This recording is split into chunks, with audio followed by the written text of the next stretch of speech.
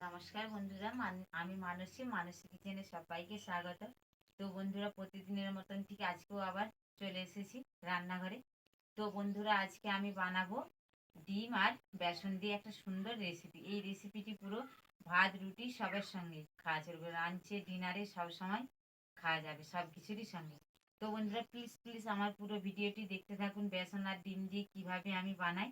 তো এখন বেসনের আর ডিমের আমি একটা ব্যাটার তৈরি করে নিচ্ছি। দেখুন, আমি চামচ নিয়েছি, এখানে আমি দিয়ে দেব 3 চামচ, ছোট চামচের 3 চামচ বেসন।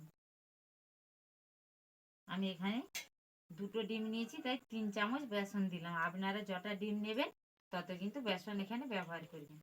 এবারে দিয়ে দিচ্ছি লবণ। লবণটা কিন্তু এই সময়ই কিন্তু দিতে হবে। এবারে দেখুন, আমি আগে থেকে শিলনোড়ায় আদা রসুন পেঁয়াজ বেটে নিয়েছিলাম, দিয়ে দেব 1 চা চামচ। দেখুন, দিয়ে দিলাম। এবারে জল দিয়ে দেব।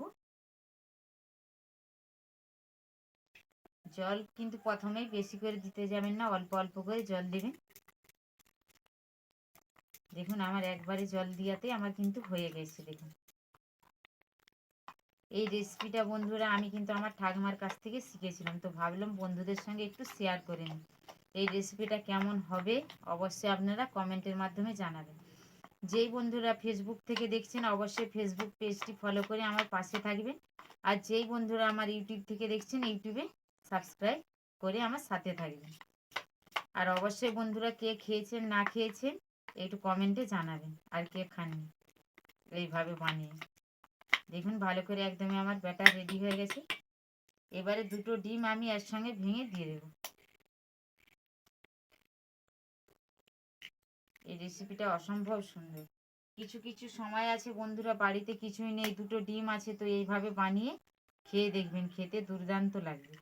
আর অনেক সময় কিন্তু সাধারণ রেসিপি কিন্তু অসাধারণ হয়ে যায় স্বাদে কিন্তু বন্ধুরা।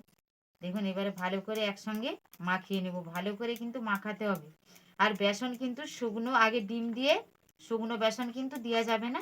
আগে বেসনটাকে ভালো করে একটা ব্যাটার তৈরি করে নিতে হবে, তারপরে ডিম দিতে হবে। তো ভালো করে গুলিয়ে নিচ্ছি।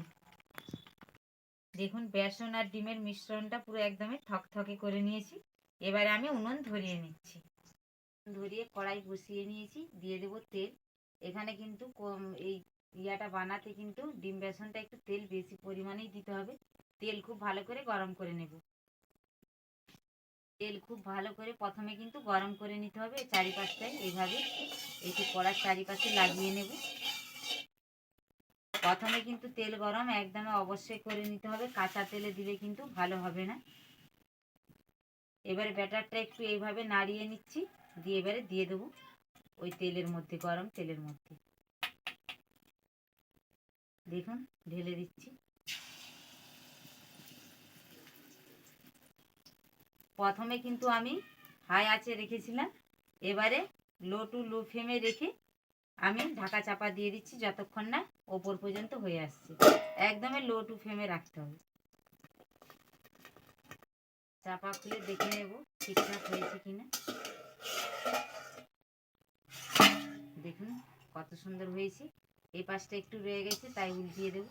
আর এটা কিন্তু উল্টাতে খুব সহজেই দেখুন উল্টে আসছে। দেখুন বন্ধুরা, এবারে কিন্তু স্যাক করে কিন্তু উল্টিয়ে দিতে হবে তাড়াতাড়ি করে। উল্টিয়ে দিলাম, দেখুন বন্ধুরা।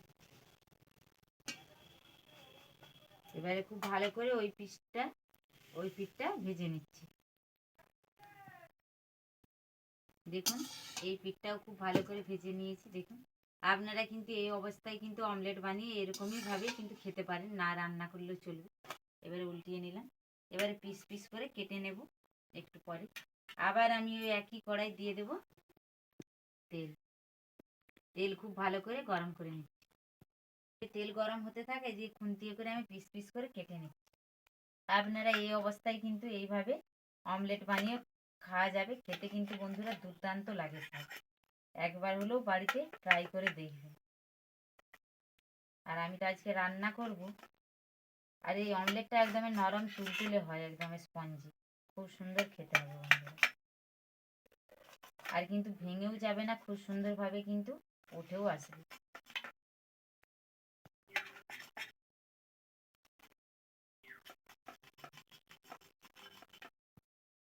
তেল খুব ভালো করে গরম হয়ে গেছে, এখানে আদা রসুন পেঁয়াজ বাটার পেস্টটা দিয়ে দেবো। আদা রসুন পেঁয়াজগুলোকে খুব ভালো করে ভেজে নেব। আদা রসুন পেঁয়াজটা খুব ভালো করে বেটে নিয়েছি, কালারটাও দেখুন অনেকটাই চেঞ্জ হয়ে গেছে। এবার এখানে গোটা জিরে, গোটা লঙ্কা আর গোটা ধনে বেটে রেখেছিলাম একসঙ্গে দিয়ে দেবো। এবারে দিয়ে দিচ্ছি হলুদের গুঁড়ো, দিয়ে দিলাম হলুদের গুঁড়ো, দিয়ে দিচ্ছি টমেটো কুচি, আর দিয়ে দেবো স্বাদ অনুসারে লবণ, যাতে টমেটোটা খুব ভালো করে গলে যায়। এবারে ভালো করে সব একসঙ্গে ভালো করে আমি কষিয়ে নিচ্ছি, আর এখানে কিন্তু আমি জল ব্যবহার করব না। এখন মশলা থেকে পুরো তেল ছেড়ে গেছে দেখুন। এবারে দিয়ে দেবো জল, এখানে আমি একটু কুসুম গরম জল ব্যবহার করেছি।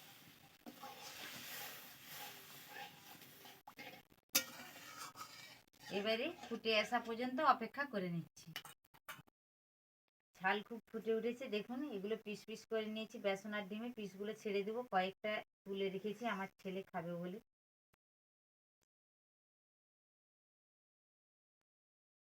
তবে এখানে বেসন দেওয়া আছে তো বেশিক্ষণ কিন্তু ফোটানো যাবে না, এগুলো দেওয়ার পরে 1 মিনিটের মতন ফুটিয়েই আমি নামিয়ে নেব। এবারে এতে দিয়ে দেবো আমি ছোট চামচের হাফ চামচের মতো ঘি, দিয়ে দিচ্ছি ঘি, আর সবার উপর দিয়ে দিয়ে দেবো গরম মশলার গুঁড়ো।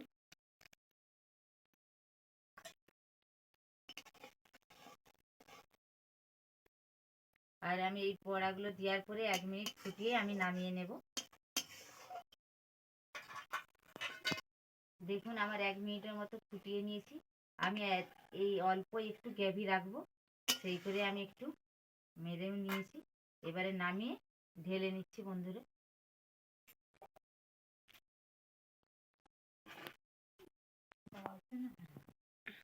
এবার নামিয়ে নিচ্ছি, নামিয়ে ঢেলে নেব।